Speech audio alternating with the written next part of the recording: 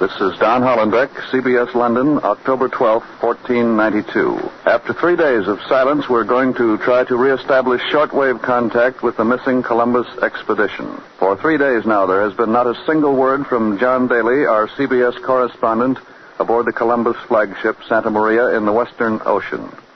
No one in Europe knows what has happened. By now, the Santa Maria and her two sister ships, the Nina and the Pinta, have either sighted land, turned back to Spain, or met an unknown fate in uncharted seas. When last heard from, the fleet was still afloat, but a crisis had arisen which eloquently revealed the difficulties which have beset the little flotilla.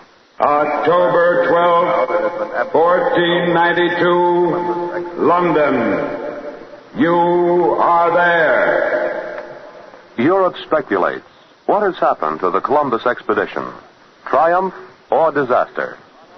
CBS takes you back to the fears, the hopes, and the suspense of 1492.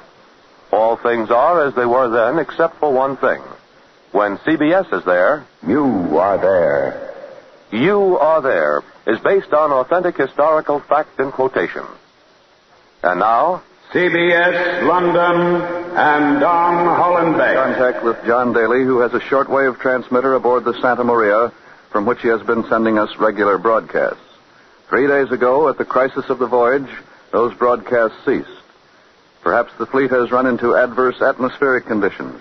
Perhaps John Daly has had trouble with his transmitter. Or perhaps, and this is of course entirely possible, the Columbus expedition is lost. Our circuits are open now. We'll try once more to make contact with John Daly out in the Western Ocean. Come in, John Daly. Go ahead, John Daly.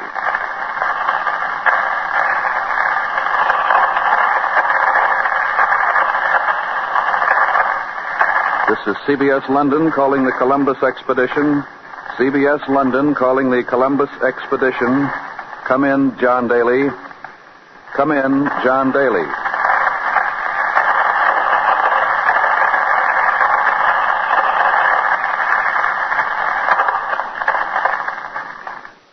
Once more, we have failed to make contact. We'll try again in a few moments.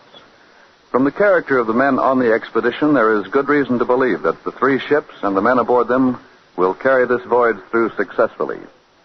To show you the type of men and the strength of the ships they sail, we take you now to Palos, Spain, for the personal testimony of people directly connected with the expedition.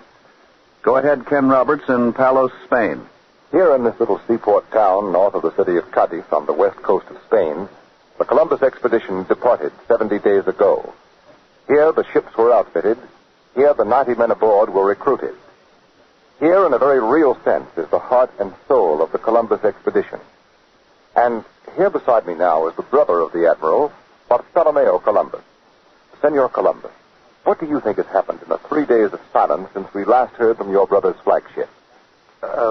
With my head, senor, I do not know more than you, but with my heart, I know my brother is safe and will accomplish his great mission. What makes you so sure, senor? Well, my brother has the best ships afloat. He has strong-hearted and tested mariners. And he is a skillful and experienced navigator. But above all, senor, my brother has a plan. A dream to reach the Indies by sailing west. Senor Bartolomeo, how long have you been associated with your brother in his great project? For 15 years, my brother tried to interest the kings of England, France, Portugal, and the Republic of Genoa. But they called him an impractical dreamer. Alone, the king and queen of Spain understood. Tell me, Senor Columbus, has your brother the Admiral been a sailor all his life? Oh, yes. Our father was a poor weaver in Genoa. The sea first called my brother when he was a little boy. He sailed in the service of Genoese merchants until his ship was sunk by pirates. Pirates? Where?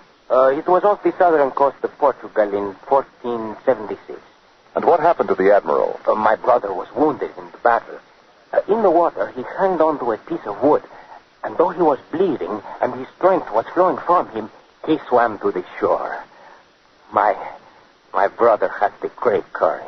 He is not easily conquered. He has fought the sea before and beaten it. He is fighting it now, and he will win. Thank you, Senor Bartolomeo Columbus. The Admiral's brother has shown you the quality of the leader of the missing Columbus expedition. To tell us now about the qualities of the men who sail under him, I'm going to call on the wife of one of the mariners, Senora Ruiz.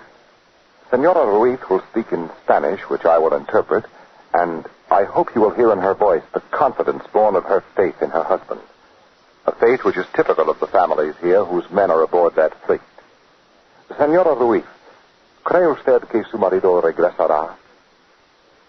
Si es posible para un hombre el regresar, sí lo creo.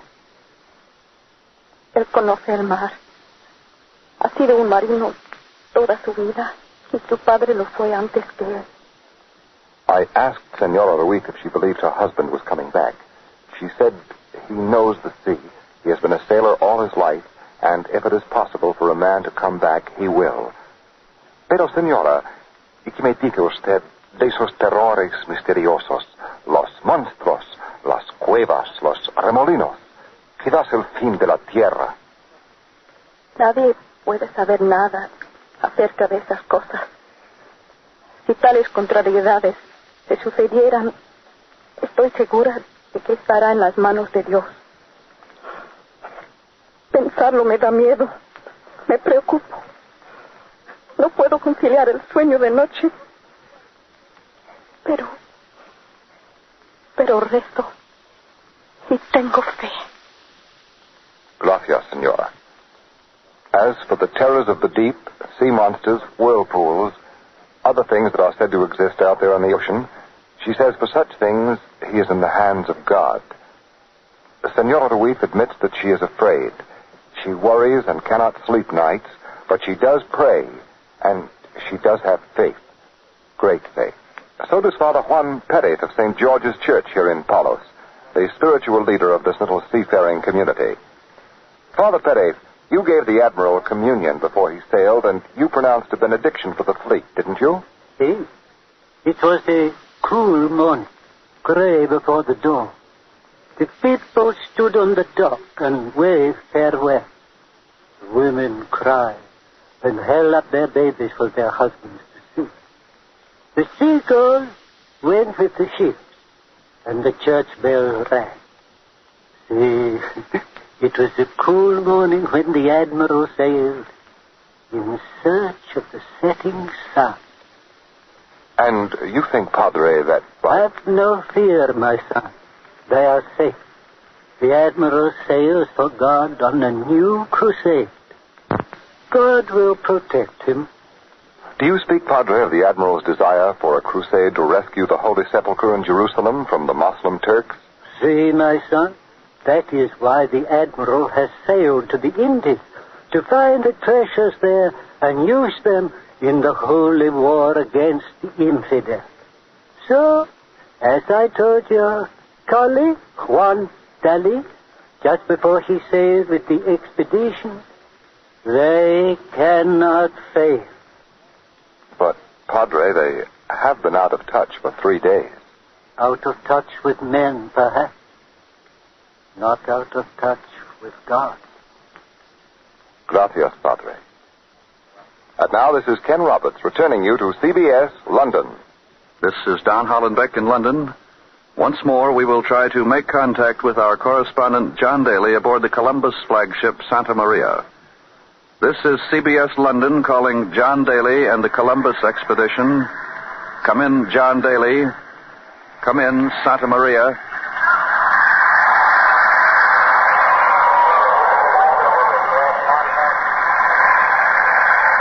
The signal is not of broadcast quality.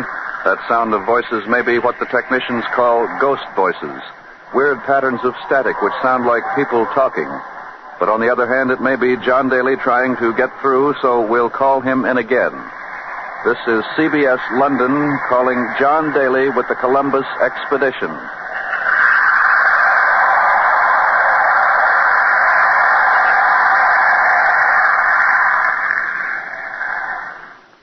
And once again, nothing. But we'll continue to try to make contact. It's possible the fleet has run into atmospheric or ocean conditions with which men have never had any experience, because the Columbus expedition has been sailing in completely unexplored and uncharted waters. Strange things have already happened on the voyage. John Daly's shortwave description of events on the afternoon of September 21st is typical. We made a record of that broadcast here in our studios, and we play it for you now. This is John Daly on the bridge of the Santa Maria, 12 days out of the Canary Islands. For the past 3 days, the men aboard the fleet have lived in growing terror. We are in a sea of weeds. Nobody has ever seen anything like this before. That's the lookout at the mast calling out, "Weeds to the horizon," and the man at the bow answers, "Bow still free." As far as the eye can see, in all directions, there stretches a great meadow of weeds of green and yellow, and it looks solid enough to walk on at night. When your imagination is at work, you think you see strange shapes moving about. But the ocean hardly moves. The mat of weeds holds it down. You can put your hand in and lift up great masses of it, but there's no clear water underneath. The weeds close over the hole as fast as you make it. We first saw these weeds 5 days ago, on the 16th. The weeds were scattered then, appearing in strips and islands. But slowly they closed around us till they became the present solid mass. How long this will go on, I don't know. The men don't know, not even the Admiral. And the Admiral's pilot, Senor Feralonso Nino, beside me here, doesn't look very optimistic either. Senor Nino, is there any prospect that these weeds will break up and give us clear water once again? No, senor. I very much fear that the weeds, they do not break up. They get thicker all the time. Well, what will happen, Senor Nino, if the thickness of the weeds increases? We will be trapped here, stranded in this desolate waste. We will be frozen in. This is Don Hollenbeck again. A sea matted with weeds from which the ships finally emerged is just one of the unknown terrors the Columbus expedition may be up against at this very moment. On October 9th, John Daly reported another strange situation which changed suddenly. And here's the record of that shortwave broadcast, which we made in our studios at the time of its transmission. This is John Daly a little after sunrise of October 9th, 1492. It's hot, baking hot. For 3 days we've been sitting motionless on this heated oven of an ocean, not moving. There's not a breath of wind. We're in a dead calm in the middle of nowhere, and we're worried about our water supply. Even the voice of that cabin boy that you can hear singing in the background sounds parched. And by the way, he's chanting the traditional ditty with which he has turned the hourglass. Admiral Columbus insists that traditional ceremonies be kept up even though it's been 30 days since we last saw land. He feels that it helps morale, but the morale aboard this ship and the other 2 ships of the fleet can't hold out much longer.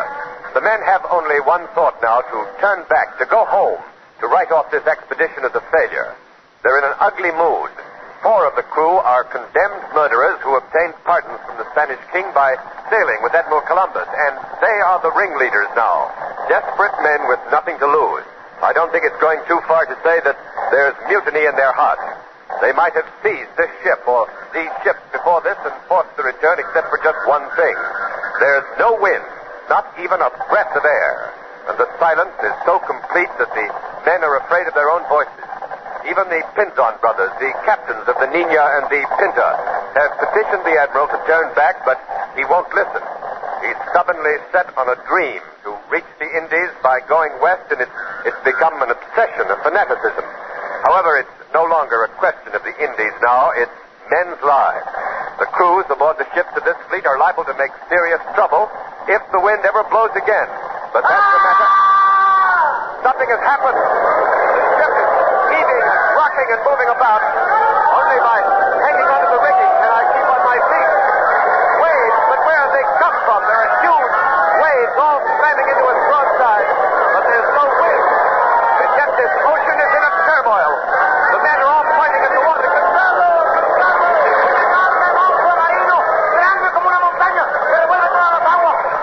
A huge monster, he says, big as a mountain, crashing the water.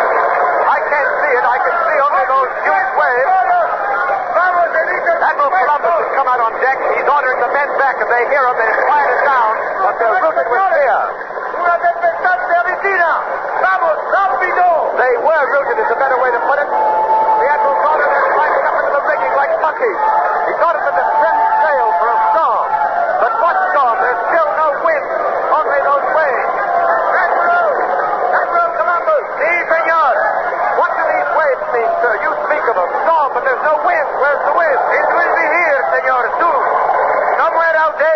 hurricane. We cannot see it, but it has sent those waves rolling back, and the wind will reach us soon, sir. See, soon our sails will be filled with wind once more. To blow us home, Admiral, to blow us back to Spain. No, senor. To blow us forward to the Indies. We sail on. Sail on. This is Don Hollenbeck in London again. That was the last word heard from the Columbus expedition. Since then, we've had no luck getting through. Our circuits have been open all through this broadcast, and now our technician tells us those ghost voices are back and that the signals are clearing up a bit, so let's listen.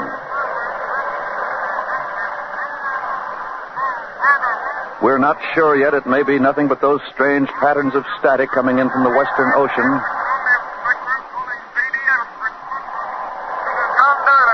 Wait, I thought I heard CBS. It is. It's John Daly's voice. The Columbus expedition is found again. John Daly's gotten through. He's trying to establish contact with us. This is CBS London calling John Daly. CBS London calling John Daly. Come in, Daly. Go ahead, Daly. I hear you, CBS. Can you get me clearly? Are you getting me clearly? Yes, we hear you, John, and we're certainly glad to hear from you again. Go ahead, John Daly. Go ahead, Daly. I'm sure glad to hear you. You must have been wondering what happened to us. All Europe has been wondering, John. We were afraid you dropped off the earth. Oh, nothing as bad as that, Don. As a matter of fact, I got news. Great news. That's why I've been trying frantically to get through. I can only hope I'm coming through plainly. It must be those weird atmospheric conditions, Graham. Probably magnetic forces, because the needle of... What's the news, John? Have you found land?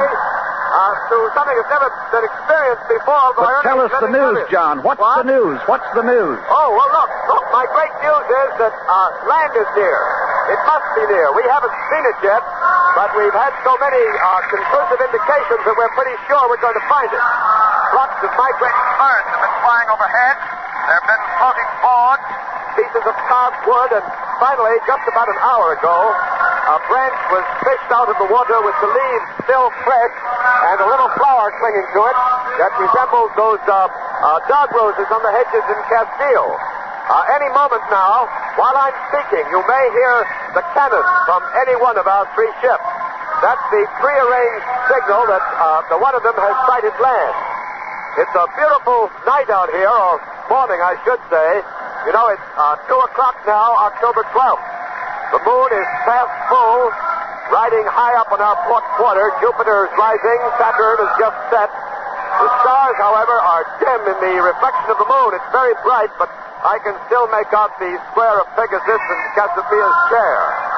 I can also see our other ship. The Cinta is out there in the lead, plunging and rolling and throwing spray. Her sails, with that great green cross of the Christian sovereigns of Spain on them, are bellying out into the wind. All of us, by the way, are carrying full sail, and that's probably kind of dangerous at night, where there's a chance that there may be hidden shoals, but nobody seems to care. The excitement is so intense. We just don't care about shoals. Our drive is on to the promised land, which lies somewhere out there ahead of us. Perhaps it will be some time yet before... The gun! That's it! The signal has come from the Cinta. Land! That was the signal for land. Land is out there ahead of us somewhere. I'm standing down on the deck. I can't see it. But the lookout up in the mast sees it. He's pointing forward. The men are crowding the rails, straining to see. Oh, it's land, all right. Land, even though I still can't make it out. Somebody else has just seen it. And there's some more of them. They're crowding out of the rail, pointing forward. And I can see it now, too. A white sand cliff gleaming on the horizon. And another one of those sand cliffs, and there's a dark line of land connecting them. Land! We found what we came after. Pandemonium has broken loose here on the decks of the Santa Maria. The strain the men have been under is snapped. They're shouting and laughing and crying, slapping each other on the back. There's no limit to their joy. And I'm finding it kind of hard to talk myself. I'm all choked up. The only thing I can say is we've made it. We've made it. We've arrived at the Indies. I'll be back with you soon to describe the actual landing, and until then, I return you now to CBS in London. This is Don Hollenbeck in London, and this is the moment all Europe has been waiting for. And now to explain the meaning of this momentous news we've just heard from John Daly, we have at a CBS microphone one of Europe's most famous geographers, the Florentine Amerigo Vespucci. We take you now to Barcelona and Amerigo Vespucci. I am Amerigo Vespucci. It is impossible to conceive the full significance of the news which we have just heard from the Santa Maria. The land which Admiral Cristoforo Colombo has reached is Cipango, or the legendary island of Japan. Behind it lies the kingdom of India and the territory of the Grand Khan of Cathay, or China. Of these lands, the famous Venetian explorer Marco Polo has told us that they are rich beyond imagination. The people eat off golden plates. They walk on floors of gold. The children wear pearls, and the women dress in satins and pearls. Admiral Colombo has shown the way. Shortly, many will follow. Many. I will be among them. Thank you, Amerigo Vespucci. And now to the Royal Palace here, and Ned Calmer. This is Ned Calmer reporting to you from the throne room of King Ferdinand and Queen Isabella in Barcelona. The king is speaking to his subjects, celebrating Columbus's sighting of the Indies. Ferdinand is a man of about 40. I've never seen him so excited before. He's permitted himself to loosen his regal calm. He's smiling, and he shakes a bit as he fumbles with the paper from which he's reading. Le concedo la gracia de llamarse el mismo Don Cristóbal Colón. The king has been announcing the honors and rewards which he will bestow on the admiral. Columbus will be governor and viceroy of the lands he has found, with a 10th part of the riches therein, free of all taxes. And furthermore, he will be entitled to call himself Don Christopher Columbus, Grandee of Spain and Admiral of the Ocean Seas. Now, Queen Isabella is speaking, or as she's called here in Spain, Isabel. The queen is a charming, sympathetic woman, also about 40. Ha justificado mi fe en él. Si necesario, las joyas mismas de la corona hubiera empeñado para ayudarlo en su empresa. The Queen has said that she thanks the Lord that in his mercy he sent Don Christopher Columbus to the Spanish court. She has 1,000-fold justified her faith in him, for she would have pledged her royal jewels, if need be, she said, to send him on his voyage. The ceremonies here in the court continue, but CBS cuts away now to La Rábida and Arthur Hannes. This is Arthur Hannes in the monastery of La Rábida, a mile and a half from the little seaport town of Palos, where Admiral Columbus began his great voyage. With me at our CBS microphone is the Admiral's 12-year-old son, Diego. Young Diego has a prepared statement in Spanish, which he will read, and I will translate. Anda, Diego, anda. Dice mi libro que el sabio Séneca dijo un día. In my school book, there is a speech of Seneca's that reads, Tiempo vendrá en que el mar océano descorrerá el velo de su misterio y hará ver en lontananza luengas y grandes tierras. An age will come after many years when the ocean will loose the chain of things and a huge land lie revealed. En que Tifos revelará nuevos mundos, en que Thule no será ya la última. When Typhus will disclose new worlds, and Thule no more will be the ultimate. Y ahora, escrito he al margen, tal profecía, cumplídola a mi padre el almirante, en el año de 1492. Today I wrote beside it in the margin, this prophecy was fulfilled by my father, the Admiral, in the year 1492. Gracias, Diego Columbus.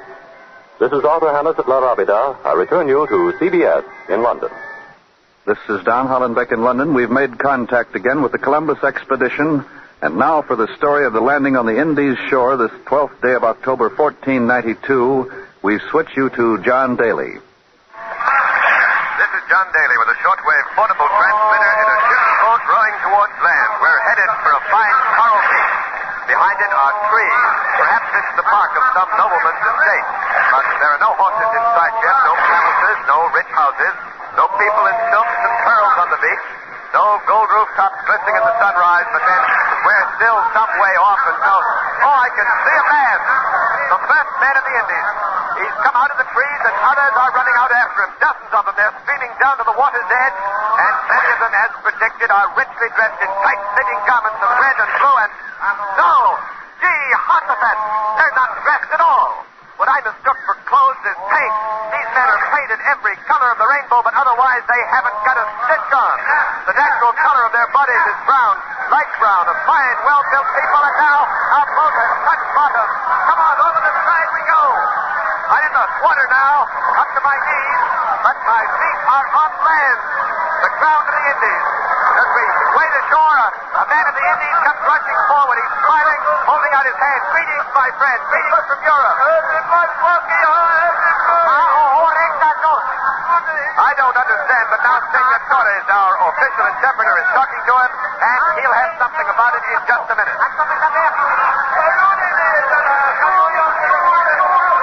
What's the matter, Senor Torres? Senor Torres, can't you understand what this man is saying? No, Senor. I have asked him what language is in Hebrew and Arabic, but he speaks a strange tongue, a language I never heard before. But Torres, if these are the people of the Indies... Indies, Los Indies!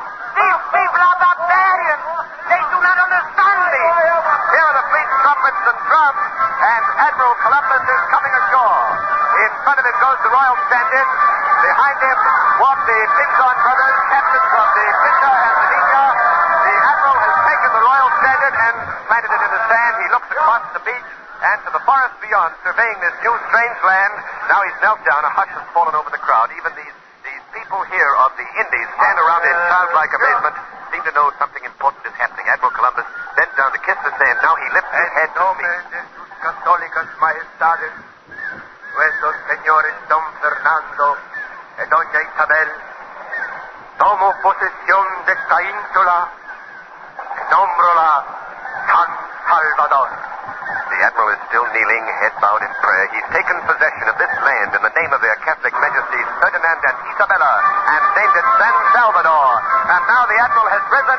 He's looking curiously at the natives. No doubt he is wondering, as we are, just who these people are and why they aren't dressed the way we expected to find them. Why they don't speak the language that we expected to hear. At any rate, with the official ceremonies over... San Salvador, October 12th, 1492. Columbus discovers America.